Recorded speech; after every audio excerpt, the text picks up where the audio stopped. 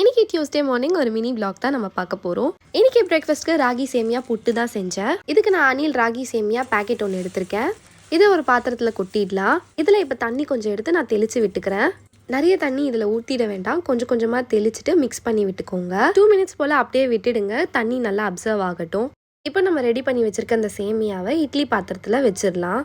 ஒரு லேயருக்கு ராகி சேமியா வச்சுக்கலாம். நெக்ஸ்ட் லேயருக்கு தேங்காய் துருவல் 1 கப்பு நான் வச்சுருக்கேன். அதை தூவி விட்டுக்கலாம்.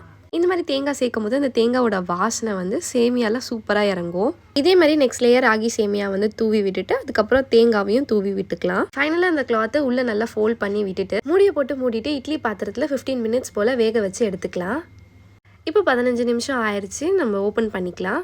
இது நல்லா வெந்துருச்சு, ஒரு பாத்திரத்தில் கொட்டிக்கிறேன். இப்போ இதில் 4 ஏலக்காய் இடித்து எடுத்து வச்சுருக்கேன். இப்போ இந்த சேமியாவுக்கு தேவையான அளவுக்கு சக்கரை சேர்த்துக்கிறேன். நெக்ஸ்ட் 4 இடித்து வச்சுருந்த ஏலக்காவை அதில் நல்லா தூவி விட்டுட்டு கலரி விட்டுக்கலாம். அவ்வளோதான், நம்ம டேஸ்டியான ராகி சேமியா புட்டு ரெடி ஆயிடுச்சு. அப்புறம் நெக்ஸ்ட் வீடியோவில் பார்க்கலாம். பாய்.